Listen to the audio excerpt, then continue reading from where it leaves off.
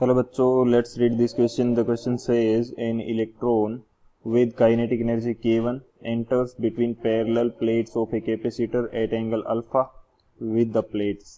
It leaves plates at angle beta with kinetic energy K2. Then ratio of kinetic energy K1 ratio K2 will be option first sin square beta upon cos square alpha, option second cos beta upon cos alpha, option third cos beta upon sin alpha, option fourth cos square beta upon cos square alpha. हमें बोला गया है कि एक parallel plate capacitor है, उसके अंदर एक इलेक्ट्रॉन एंटर करता है अल्फा एंगल से प्लेट के साथ. ठीक है, प्लेट के साथ अल्फा एंगल पे एंटर करता है, लीव करता है बीटा एंगल पे. एंटर करता है तो काइनेटिक एनर्जी K1 होती है, लीव करता है तो K2 होती है. तो K1 और K2 का रेशियो निकालना है. तो बात करते हैं की कंसेप्ट की यदि बात करें इस क्वेश्चन के लिए की कंसेप्ट, तो क्या की कंसेप्ट हमारे पास यूज होगा. फर्स्ट की कंसेप्ट तो हम ये देखेंगे कि पैरेलल प्लेट कैपेसिटर के अंदर जो फोर्स लगेगा, इलेक्ट्रॉन के ऊपर फोर्स लगेगा, उसमें हॉरिजॉन्टल फोर्स जो है वो सेम रहेगा.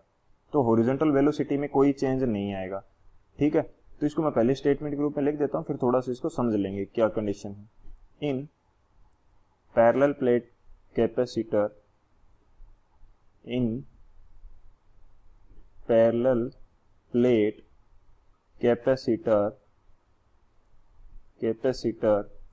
horizontal component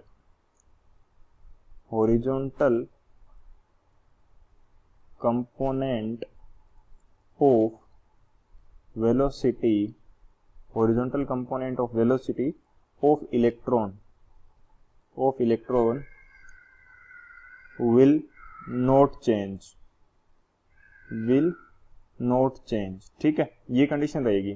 तो ऐसा क्यों रहेगा, ये मेरे पास पैरेलल प्लेट कैपेसिटर है, ये इसके अंदर इलेक्ट्रिक फील्ड रहता है प्लेट के परपेंडिकुलर. ठीक है, ये सिचुएशन रहती है. अब ये सिचुएशन होगी, इसको मैं थोड़ा दूसरे तरीके से और समझाता हूं.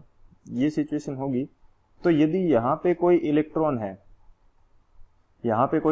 है, तो इलेक्ट्रिक फील्ड की वजह से इलेक्ट्रॉन के ऊपर अपोजिट डायरेक्शन में फोर्स लगता है. ठीक है, अपोजिट डायरेक्शन में फोर्स लगेगा. बीच में हर जगह क्या होगा, यूनिफॉर्म इलेक्ट्रिक फील्ड है. तो हर जगह इंटेंसिटी क्या है, इलेक्ट्रिक फील्ड की सेम है. तो हर जगह जो इसके अंदर आने के बाद में क्या सिचुएशन रहेगी कि हॉरिजॉन्टल डायरेक्शन में इलेक्ट्रिक फील्ड है लेफ्ट टू राइट, तो इलेक्ट्रॉन के ऊपर फोर्स लगेगा राइट टू लेफ्ट. तो हर एक पॉइंट पे उस फोर्स की वैल्यू क्या होगी, हॉरिजॉन्टल डायरेक्शन में सेम रहेगी. क्यों, क्योंकि यूनिफॉर्म इलेक्ट्रिक फील्ड है तो इसकी वैल्यू हर पॉइंट पे सेम है. चार्ज हमारे पास हर पॉइंट पे सेम है, इलेक्ट्रॉन है. तो हॉरिजॉन्टल में कोई भी फोर्स जो है वो हमें क्या मिलेगा, हमेशा सेम मिलेगा.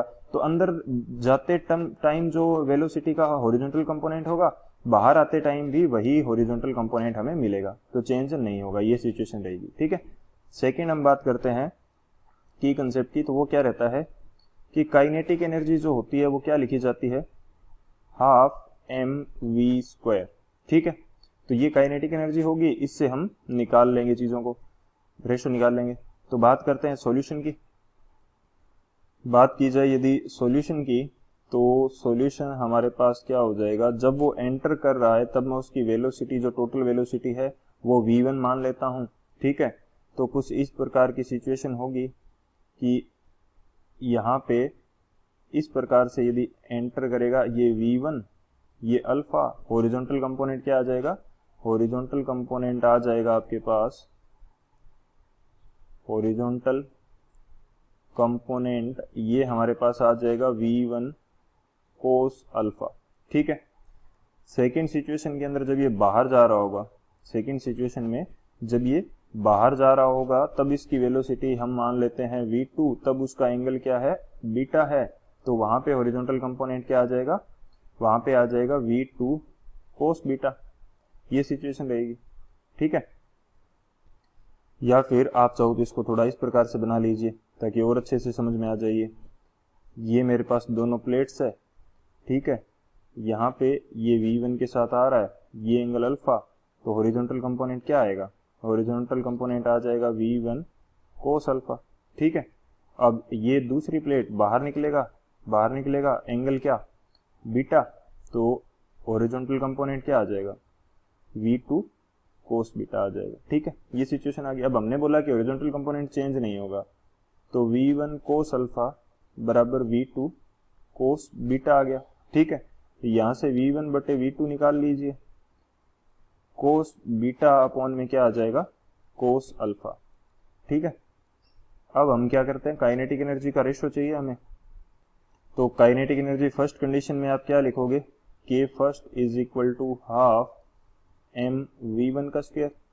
K2 क्या लिखोगे, ये लिखोगे हाफ m V2 का स्क्वायर। K1 बटे K2 आप करोगे तो ये कितना आ जाएगा, V1 बटे V2 का होल स्क्वायर। ठीक है, तो V1 है कोस बीटा, तो cos square beta, sorry V1 और V2 का रेशो क्या है, कोस बीटा अपॉन में कोस अल्फा, तो ये आ जाएगा कोस स्क्वायर बीटा अपॉन में कोस स्क्वायर अल्फा। तो ये हमारे पास क्या आ जाएगा, K1 और K2 का रेशो आ जाएगा। तो कौन सा ऑप्शन है, चेक कर लेते हैं। कोस स्क्वायर बीटा अपॉन में कोस स्क्वायर अल्फा, जो डी ऑप्शन है वो हमारा करेक्ट होगा। So option D will be the final answer. I hope you understood it well. Thank you, keep learning with PW।